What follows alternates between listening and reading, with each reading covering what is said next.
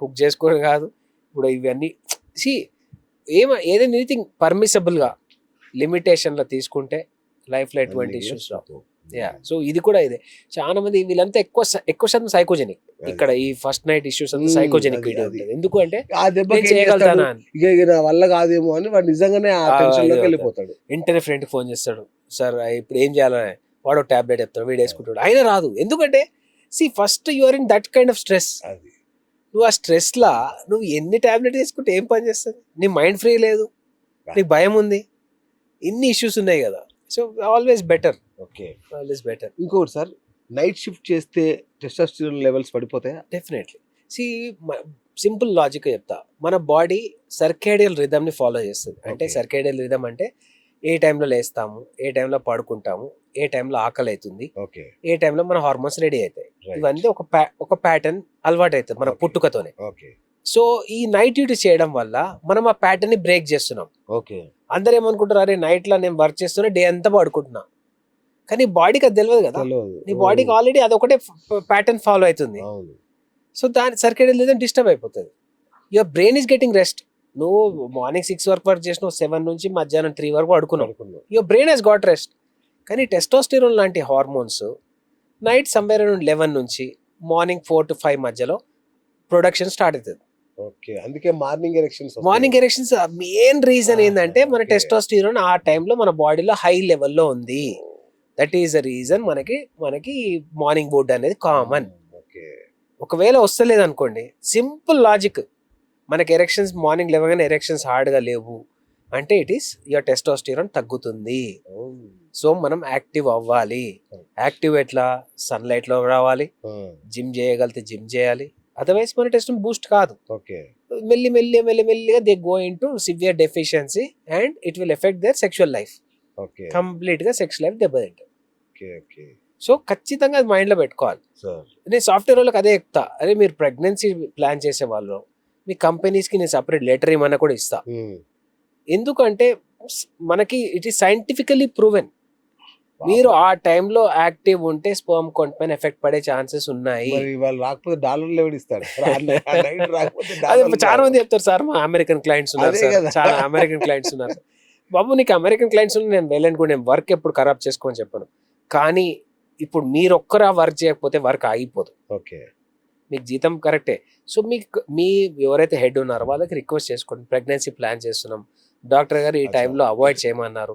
అరే ప్రెగ్నెన్సీ వచ్చినాక మీ ఇష్టం భయ్, మీరు ఏమైనా చేసుకోండి. మీరు ఏ టైం అయినా హార్మోన్స్ ఎఫెక్ట్ డిస్టర్బ్ అవుతుంది, కానీ ప్రెగ్నెన్సీ ఎఫెక్ట్ అయితే కాదు కదా.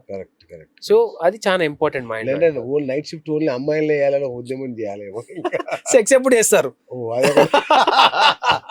అంటే దానికి డే చేసినా పర్వాలేదు కదా. అంటే సార్ బేసిక్లీ మన ఇండియన్ ఒక మైండ్ సెట్ ఎట్లా ఉంది, నేను చాలా మంది చూస్తాను. 100% కరెక్ట్. నైట్ చేయాలి, నైట్ 10 దాటాలి. చీకటి ఉండాలి. సరే ఇవన్నిటికీ ఒకటే రీజన్, బాడీ పైన కాన్ఫిడెన్స్ లేకపోవడం. కరెక్ట్. నేను లావున్నా అని ఇప్పుడు అమ్మాయి అయినా అబ్బాయి అయినా, so they prefer doing it at that night. Very confident couples మాత్రమే డేలో సెక్స్ చేస్తారు, లేకపోతే బాయ్ ఫ్రెండ్ గర్ల్ ఫ్రెండ్స్ అంటే ఆప్షన్ లేక చేస్తారు. ఇట్లాంటి మల్టిపుల్ ఇష్యూస్ ఉంటాయి. కానీ బాడీ పైన కాన్ఫిడెన్స్ ఉన్న వాళ్ళు definitely they will have sex in the afternoons also. ఎందుకంటే వాళ్ళకి షేవింగ్ ఉండదు.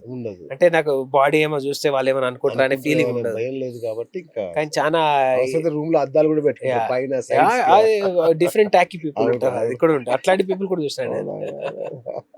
మన ఇండియాలో తక్కువ ఉంది అనుకున్నా, ఇండియాలో కూడా చాలానే ఉంది సార్. మనకు తెలీదు, నాకు వాళ్ళు చెప్పే స్టోరీస్ నాకు అర్థమవుతాయి. Sexual fantasies very common. Sir only thing ఏంటంటే బయటపడరు.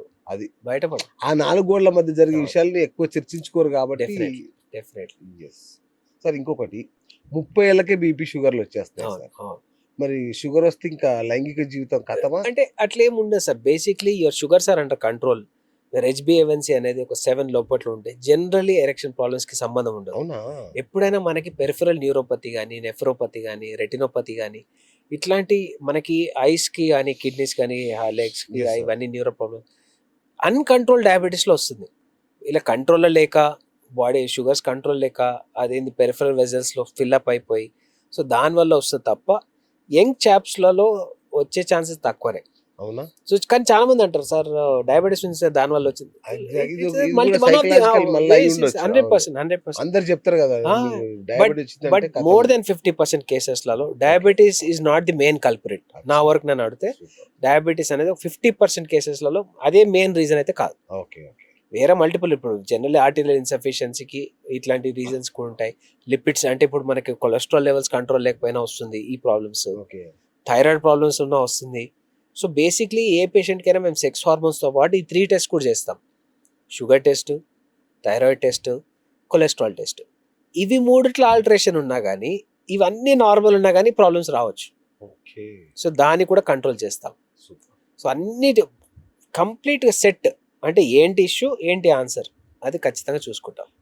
సార్ ఇంకొకటి, పోర్న్ చూస్తే తప్పేంటి సార్? మంచిగా పోర్న్ చూసి వాళ్ళ మంచి ఎరెక్షన్ వస్తుంది, మంచిగా చేసుకుంటారు, లేదంటే హస్తప్రయోగం చేసుకుంటారు, ఏదో ఒకటి చేసుకుంటారు కదా, ఎందుకు పోర్న్? సో దీంట్లో 2 ఇష్యూస్ ఉన్నాయి సార్. పాన్ తప్పు అని నేను అనను, కానీ ఓవర్ సెన్సిటివ్ అయిపోతాం. అంటే సెక్స్ అంటే ఇట్లనే చేయాలి, ఇదే యాంగిల్లో చేయాలి, ఇట్లనే చేస్తే ఆ అమ్మాయి సాటిస్ఫై అవుతుందా, లేకపోతే నా ఎరెక్షన్ ఇంతసేపు ఎందుకు ఉంది, అక్కడ వాడు అరగంట 2 గంటలు చేస్తుండో అట్లా ఎందుకు ఉంది, ఉమెన్ ఇన్ని యాంగిల్స్ లో ఎట్లా చేయించుకుంటుంది, మరి నా వైఫ్ ఎందుకు అట్లా చేయదు. సో ఇట్లాంటి మల్టిపుల్ రాంగ్ పర్సెప్షన్స్ బ్రెయిన్ లోకి వస్తాయి. సో యంగ్స్టర్స్ లో అగైన్ ఒకటి మైండ్ లో పెట్టుకోవాల్సింది ఏంటంటే, న్యాచురల్ సెక్స్ అండ్ మీరు చూసే సెక్స్ చాలా డిఫరెంట్. చాలా మంది అయిపోయి సార్ వాడు 1 hour వేసి నాకు ఒక 1 minute లో అయిపోయింది సార్ అని. సి ఒక ఉమెన్ ని నేకెడ్ గా చూసినప్పుడు ఫస్ట్ టైం ఎగ్జైట్మెంట్స్ వల్ల ఎవరికైనా ఎజాక్యులేట్ అయిపోతుంది. That's okay, that's understandable. But multiple times అవుతుంటే మేము మెడికేషన్స్ ఇస్తాం. యంగ్స్టర్స్ లో ప్రీమెచ్యూర్ ఎజాక్యులేషన్ వెరీ కామన్, 170 మందికి ఉండే అంత కామన్ ప్రాబ్లమే. వాడు చాలా సివియర్ స్ట్రెస్ లోకి వెళ్ళిపోతాడు. వాడే అక్కడేమో వీడియోలో ఎంత ఎక్సలెంట్ చేస్తున్నాడు, నాతో అవ్వట్లేదు, నా గర్ల్ ఫ్రెండ్ కూడా. ఉమెన్ లో కూడా ఒక రాంగ్ కాన్సెప్ట్. ఇప్పుడు అందరూ ఫోన్ చూసేస్తున్నారు కదా. సెక్స్ చేస్తే మినిమం 20 నిమిషాలు చేయాలి సార్, మా ఆయన ఓన్లీ 10 minutes చేస్తుంది సార్. అమ్మా, according to literature and expert opinion కానీ anything about 3 minutes is normal. Exactly 3 minutes కంటే ఎక్కువ చేస్తే నార్మల్ సెక్స్, అది దట్ ఈస్ అండర్స్టాండబుల్లీ కరెక్ట్. వాడు 20 నిమిషాలు చేస్తే వచ్చేది ఏం లేదు, పెద్ద డిఫరెన్స్ ఏమి ఉండదు, మీ fantasy. Again my husband or my boyfriend is having sex with me for more than 20 minutes is your fantasy. Okay. So ఇట్లాంటి దాని వల్లనే ప్రాబ్లమ్స్ వస్తాయి, పాన్ అడిక్షన్స్ వల్ల. ఇంకోటి ఏంటంటే మాస్టర్బేషన్ స్టైల్. ఓకే. అన్నిటికంటే ఇంపార్టెంట్ సార్ మాస్టర్బేషన్. యంగ్స్టర్స్ అందరూ ఖచ్చితంగా గుర్తుపెట్టుకోవాల్సింది ఇది. నార్మల్ చేయితోని మాస్టర్బేట్ చేసుకోవడం సేఫ్, ఎందుకంటే మీ అంగం మీ చేతిలో ఉంటుంది, మీ కంట్రోల్ ఉంటుంది. ప్రోన్ మాస్టర్బేషన్ అంటారు, బెడ్ తోని బాగా వెరీ కామన్ గా రబ్ చేసుకుంటారు. దానివల్ల పీనైల్ క్రాస్ అయిపోతుంది, పీనైల్ బెండ్ అయిపోతాయి, దీన్ని కార్డేస్ అంటాం. బెండ్ ఇట్లా కంప్లీట్ ఇట్లా కూడా అవుతుంది. సో ఈ ప్రాబ్లమ్స్ ఉంటాయి. ఇట్లా బెండ్ అవ్వడం వల్ల ఎరెక్షన్ ప్రాబ్లమ్స్ వస్తాయి, మల్టిపుల్ ఇష్యూస్ వస్తాయి. Prone masturbation is not safe. So prone masturbation చేసిన వాళ్ళు నార్మల్ మాస్టర్బేట్ చేసుకొని ప్రయత్నం చేయండి. నార్మల్ మాస్టర్బేషన్ ఎలా చేసుకోవాలో తెలియకపోతే చాలా లిటరేచర్ ఉంది యూట్యూబ్లో కానీ ఆన్లైన్లో కానీ, అది మీరు ఫాలో అయితే సెట్ అయిపోతారు. Right sir. ఇక పోర్న్ ఇండ్యూస్డ్ ఈడీ కూడా ఉంటుందా? అంటే it is not proven. Okay. ఇప్పుడు చాలా వరకు మేము చాలా సైంటిఫిక్ పేపర్స్ చూసినాం కదా, ఎక్కడ ప్రూవ్ అయితే కాలే ఇట్ ఈస్ ఇండ్యూస్డ్ ఈడీ అనేది. It's still a myth, but yes definitely it could be one of the reason. Okay. And సైంటిఫికల్ గా అయితే ప్రూవ్ కాలే అది. Okay. Yeah, recent guidelines లో కూడా ఎక్కడ కూడా దాని వల్లనే ఈ ప్రాబ్లం వచ్చిందని ఎక్కడ వి కుడెంట్ ఎస్టాబ్లిష్. సూపర్. అయితే ఇంకొకటి, ఇది అందరికి తెలిసిందే కానీ ప్రతి ఒక్కరికి తెలియాలనే ఉద్దేశంతో మళ్ళీ సార్, యంగ్ ఏజ్ లో చిన్నప్పుడు బాగా హస్తప్రయోగం చేస్తే పెళ్ళయ్యాక నువ్వు చేయలేవు అనే ఒక అపోహ చాలా మందిలో ఉంది. సో ఒక్కటి sir, masturbation is safe, healthy. Okay. కానీ ఎప్పుడు వీక్ లో ట్వైస్ మాత్రమే, అది కూడా చేయితోని. డేలో 10 times చేస్తాడు. 100% వీళ్ళలో వచ్చే ప్రాబ్లం ఏంది, ప్రీమెచ్యూర్ ఎజాక్యులేషన్, శీఘ్రస్ఖలనం. శీఘ్రస్ఖలనానికి 99.99% రీజన్ ఈ దీని వల్లనే. ఎందుకంటే చాలా మంది ఈ స్ఖలనం ఇప్పుడు వాళ్ళు మాస్టర్బేట్ చేసుకున్నప్పుడు మీరు అన్న 10 times ఉంది కదా, వాడు చెయ్యాలని చేస్తాడు. అవును. వెళ్ళిపోతే ఐఎమ్ హ్యాపీ, ఐఎమ్ సేఫ్, నాకు ఆర్గాజమ్స్ వస్తున్నాయి, ఐఎమ్ హ్యాపీ, నాకు ఒక మంచి ఫీలింగ్ వస్తుంది. కానీ దేనివల్ల వాడు ఒక ప్యాటర్న్ అలవాటు చేసుకుంటాడు. అది వెళ్ళిపోవాలనే ఒక ఉత్సుకతనే ఉంటుంది తప్ప రేపు సెక్స్ చేసినప్పుడు అదే అవుతుంది, అదే ప్యాటర్న్, బాడీ అదే ప్యాటర్న్ ఫాలో ఆ అవుతుంది. 1 minute ప్యాటర్న్ కి అలవాటు పడు 1 minute కావచ్చు, 30 seconds కూడా అయిపోవచ్చు. బికాస్ ఓన్లీ రీజన్ వీడు యంగ్స్టర్ లో ఉన్నప్పుడు రెగ్యులర్ మాస్టర్బేషన్ వల్ల స్పాయిల్ చేసుకుంటాడు. సో అది వాళ్ళ మైండ్ లో ఖచ్చితంగా పెట్టుకోవాలి. That's not easy.